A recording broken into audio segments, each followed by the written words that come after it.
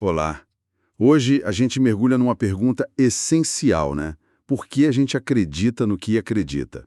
E mais fundo ainda, será que tem um caminho seguro para descobrir o que é verdade mesmo? Chegou aqui para a gente um material, olha, bem interessante. É um trecho de um texto que investiga fundo as razões das nossas crenças, sabe?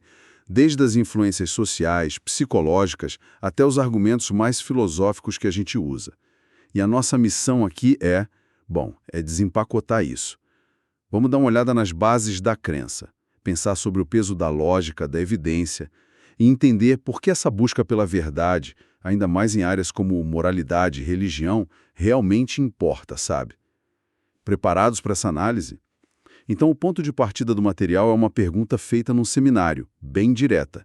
Por que as pessoas acreditam?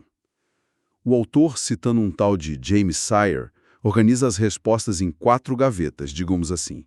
Sociológicas, pais, amigos, cultura, né? Psicológicas, aquilo que traz conforto, sentido, propósito. Religiosas, que vêm de escrituras, líderes. E, por fim, as filosóficas, baseadas em coerência, evidência, na melhor explicação para as coisas. Né? Porque a análise já começa meio que ponderando o valor de cada uma. As sociológicas e psicológicas, que talvez sejam as mais comuns no nosso dia a dia, assim, elas são apresentadas como insuficientes sozinhas. Insuficientes como? Bem, o argumento é que, olha, nossos pais podem estar errados, né? A cultura pode validar ideias bem perigosas. O texto até cita o nazismo como um exemplo extremo. E o conforto psicológico que uma crença dá. Isso não prova que ela é verdadeira. Ah, tipo, se sentir bem não torna algo real. Exato. O exemplo do viciado em drogas é forte, né? Ele se sente bem com a droga, mas aquilo é destrutivo. Ou acreditar em algo só porque é reconfortante. Não quer dizer que seja factual. Faz sentido. E isso leva a uma conclusão bem prática, pelo visto. Uhum. O material bate muito na tecla de que a verdade importa, porque acreditar em algo falso pode ter consequências sérias. O exemplo do gelo fino é simples, mas direto. Se você acha que pode andar e não pode, Pode acabar mal? pois é. E tem até uma citação interessante atribuída a Pascal, que diz que a gente tende a acreditar no que acha atraente, não necessariamente no que tem prova. As primeiras categorias sociológicas e psicológicas caem muito nisso, né? No apelo emocional ou social. Entendi essa crítica às bases sociais e psicológicas. Mas e as razões religiosas?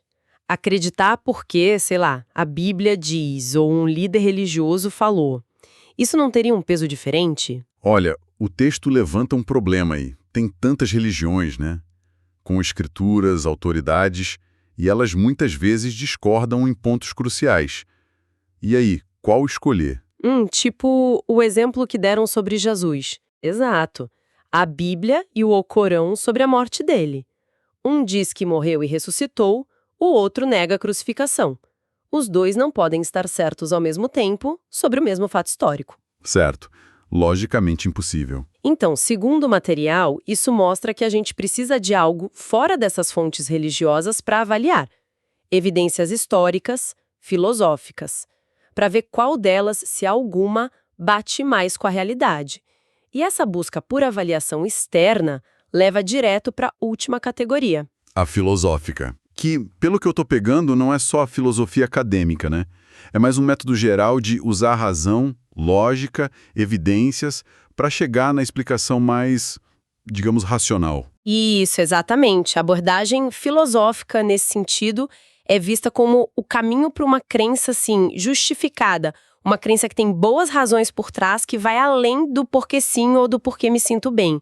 O objetivo é achar a visão de mundo que melhor explica tudo que a gente sabe e experimenta. E mencionam a figura do apologista. Sim, mas não no sentido de pedir desculpa, né? É quem constrói um caso racional com evidência para defender uma visão. Beleza. Então, se o caminho é razão e evidência, a ferramenta principal é a lógica. Mas aí o texto já traz uma objeção. Aquela ideia de lógica oriental versus ocidental. Tem aquela história do Ravi Zacarias, né? Tem, é muito boa.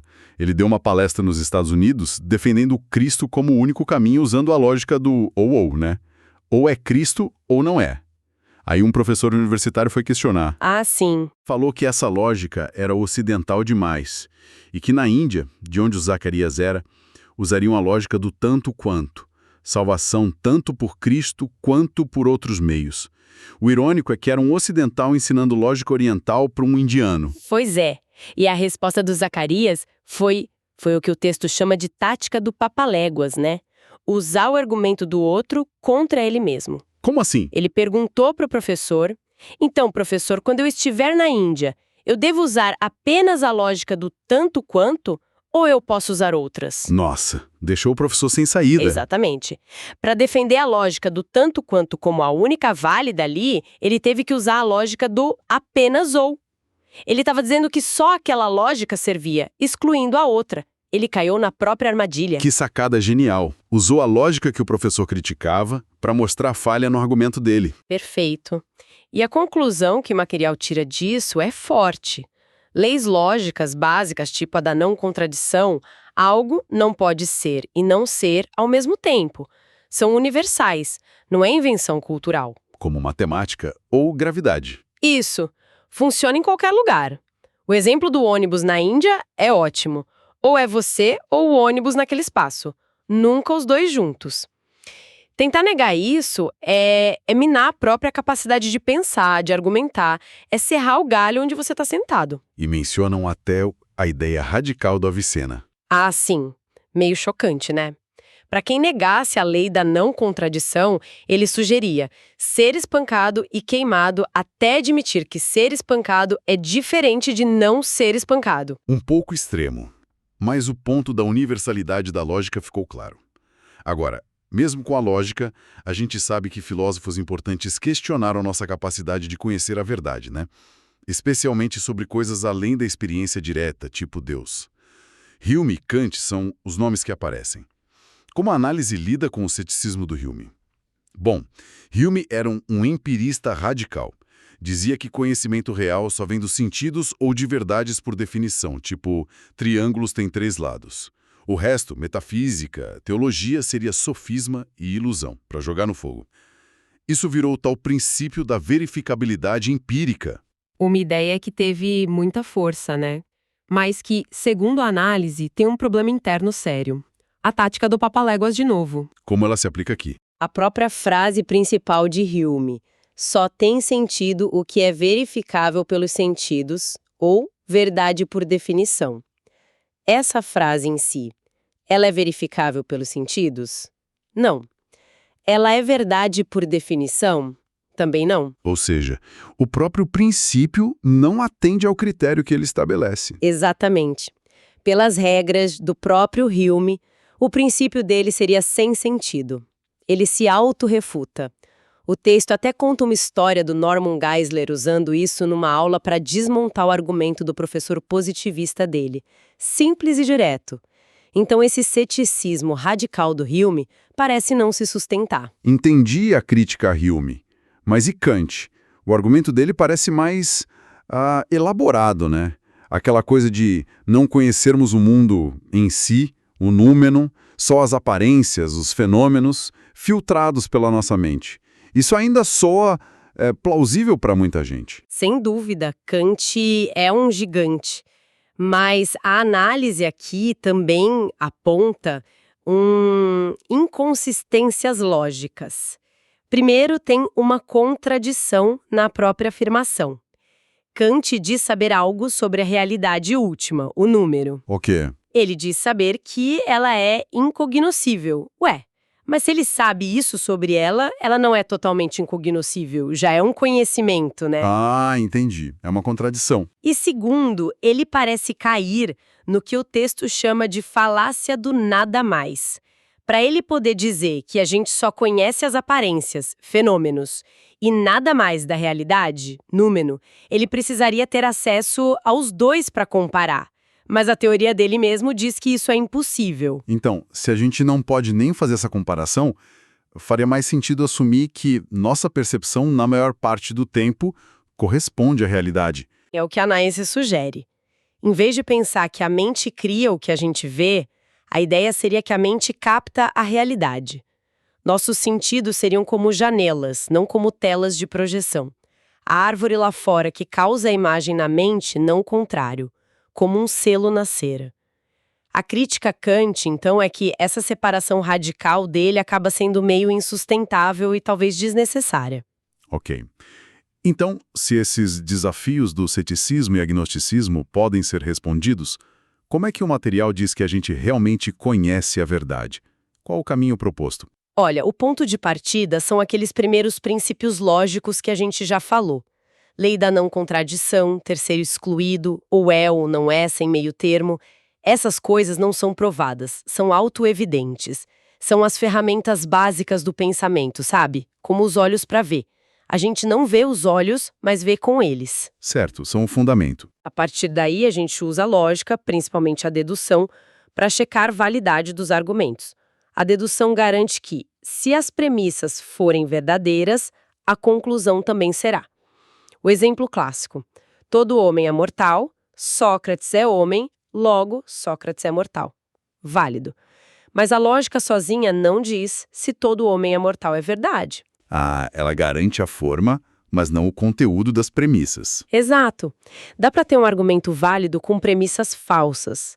Toda vaca é azul. Mimosa é uma vaca, logo mimosa é azul. A estrutura tá ok, mas o conteúdo é falso. Entendi. E como a gente sabe se as premissas são verdadeiras? Tipo, como sabemos que homens são mortais e não que vacas são azuis? Indução. A indução é o motor da ciência, do conhecimento empírico. A gente observa muitos casos específicos, objetos caindo, pessoas morrendo, e infere uma regra geral. Existe gravidade, humanos são mortais. É ir do particular para o geral. Mas essa indução dá certeza absoluta? Geralmente não. É um ponto crucial que a análise levanta.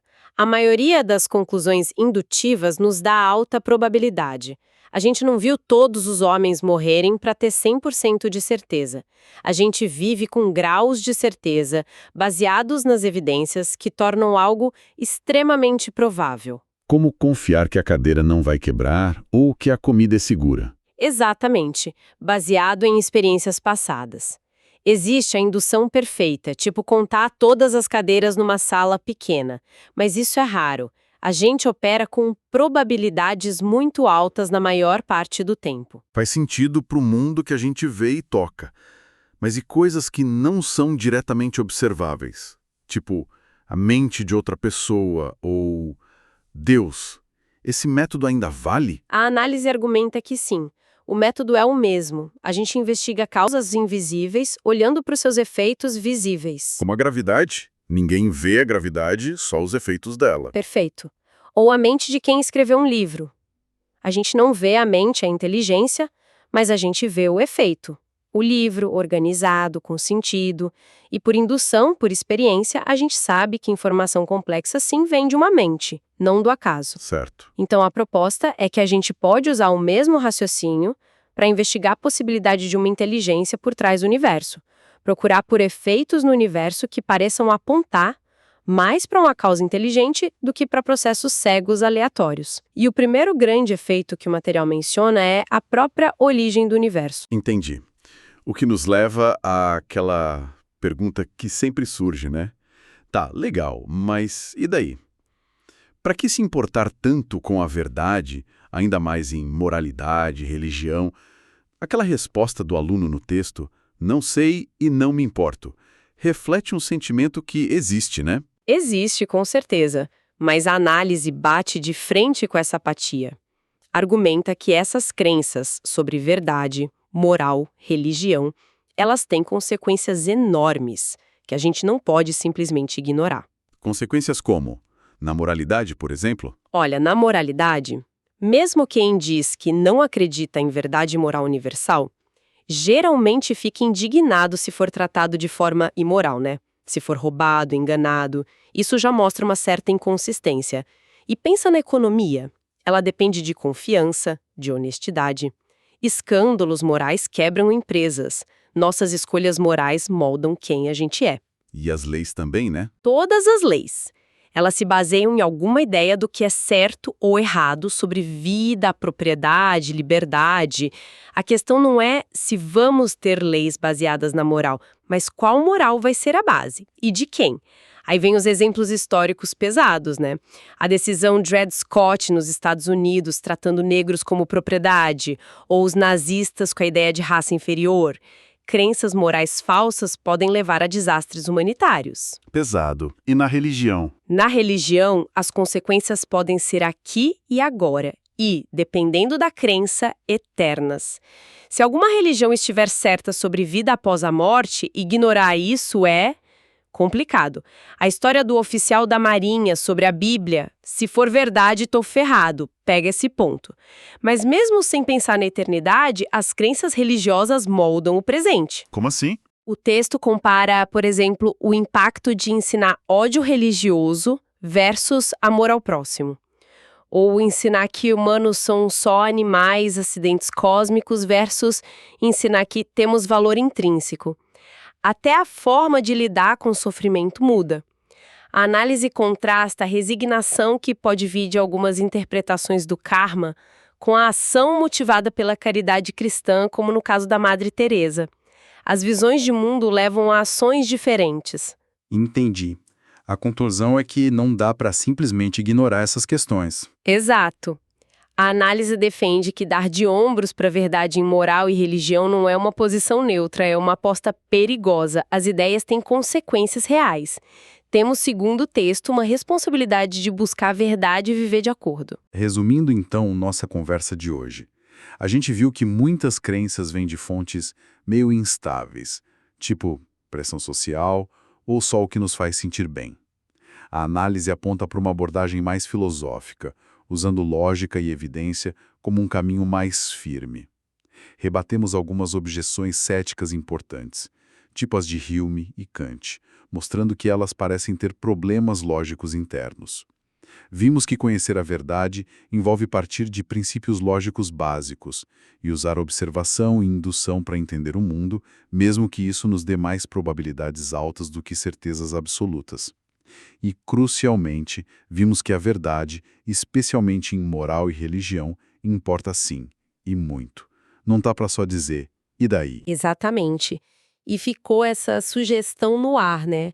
Que a gente pode investigar causas invisíveis, como Deus, olhando para os efeitos no universo, começando pela origem de tudo. Isso abre espaço para a gente pensar. Além da origem do universo, que outros fenômenos a gente observa? Sei lá, a sintonia fina das leis da física, a própria origem da vida, a nossa consciência, o senso moral que parece tão difundido, nossa capacidade de buscar a verdade. Será que essas coisas são efeitos que pedem uma explicação que vá além do material? O que no nosso dia a dia parece desafiar uma visão puramente naturalista? Ou que, pelo contrário, parece reforçá-la.